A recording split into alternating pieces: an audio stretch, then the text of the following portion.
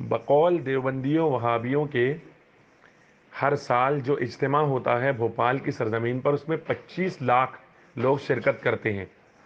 اگر 25 لاکھ لوگ شرکت کرتے ہیں ان کے بقول، تو ظاہر بات ہے کہ ہر آدمی 1,000 روپیہ تو آرام سے خرچ کرتا ہوگا۔ کہیں سے بھی آئے، اندور ہی سے کہیں پر جائے یا ممبئی سے کہیں پر آدمی جائے بھوپال، تو 1,000 روپے تو ایک منیمم خرچ ہے۔ مان لو 1,000 روپیہ خرچ ہے، میں تو 1,000 کہہ رہا ہوں، 2,000 روپے مان کر چلے، کیونکہ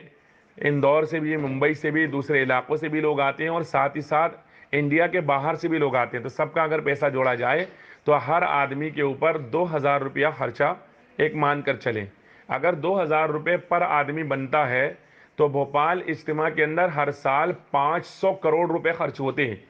500 کروڑ، ذرا غور کیجئے گا حضرات، 500 کروڑ روپے ہر سال بھوپال اجتماع میں خرچ ہوتے ہیں، اور اس سے مسلمانوں کو فائدہ کیا حاصل ہوتا ہے؟ کچھ بھی نہیں، صرف یہ ہوتا ہے کہ مسلمانوں کے اندر توڑ پیدا ہوتا ہے، مسلمانوں کو الگ کیا جاتا ہے، اور یہ بتایا جاتا ہے کہ یہ کام کرنا شرک ہے، وہ کام کرنا بدعت ہے، وہ کام کرنا حرام ہے، اور اس طرح سے مسلمانوں کو اسلام ہی سے دور کیا جاتا ہے۔ یہ ساری محنت اس تعلق سے ہوتی ہے۔ اگر واقعی یہ اسلام کی خدمت کرنا چاہتے ہیں اور واقعی مسلمانوں کی فلاح و بہبود کے لیے کوئی کام کرنا چاہتے تھے تو 500 کروڑ روپے ہر سال خرچ کرتے ہیں۔ یہی 500 کروڑ روپیہ اگر یہ 1 سال، 2 سال، 3 سال بھوپال ہی کی سرزمین پر لگا دیتے تو میں اللہ کی قسم کھا کر کہتا ہوں، شاید بھوپال کے اندر اتنا بڑا ہاسپٹل ہوتا جہاں مسلمانوں کا فری علاج ہوتا کہ پورے ہندوستان کے اندر اتنا بڑا کوئی دوسرا ہاسپٹل نظر نہیں آتا۔ بھوپال کی سرزمین پر اتنی بڑی یونیورسٹی نظر آتی، اتنی بڑی کالج نظر آتے، اور بھوپال کے لوگوں کی زندگیاں بدل چکی ہوتی۔ لیکن آپ جا کر بھوپال میں دیکھیں تو لوگ مر رہے ہیں، پریشان ہیں، جوا، سٹا اور شراب اور اسی طرح نشہ ہر طرح سے وہاں پر پھیلا ہوا نظر آتا ہے۔ مسلمان نوجوان اس کے اندر گرفتار ہے۔ ہر سال اجتماع کے نام پر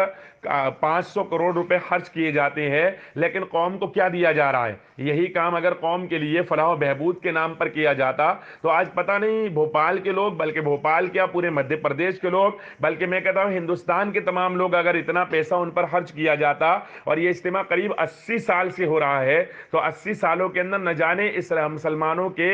کتنے پیسے، اندازہ اگر لگایا جائے تو خربوں کروڑ روپیہ برباد کیا جا چکا ہے۔ برادران ملت اسلامیہ، آنکھیں کھولیں، اپنے علاقے کے وہ لوگ جو دیوبندیوں کے اس اجتماع میں جانا چاہتے ہیں ان کو سمجھائیں کہ آپ ہرگز اس اجتماع میں نہ جائیں، بلکہ وہیں پر 2,000 روپیہ آپ یہاں پر لگائیں، اور اسی طرح اگر 10-20 ہزار، 25 ہزار، 30 ہزار نوجوان بھی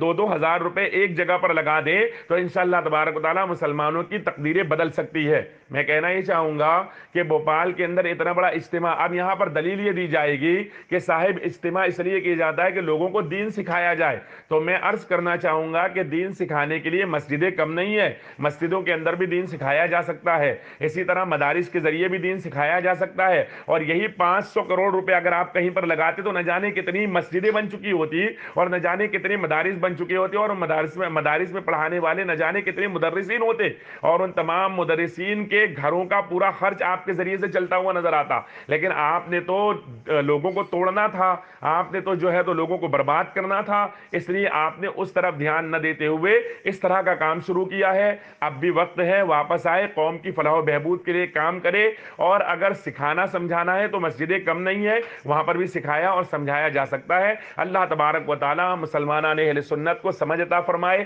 اور جو عام مسلمان ہیں ان کو بھی سمجھ عطا فرمائے کہ وہ اجتماع میں نہ جاتے ہوئے وہاں کا پیسہ اپنے مسلمان بھائیوں کے فلاح و بہبود کے لیے لگائیں، ان کے اوپر خرچ کرے۔ اللہ تبارک و تعالی اس کا بہترین بدلہ حشر کے میدان میں عطا فرمائے گا۔ السلام علیکم ورحمۃ اللہ۔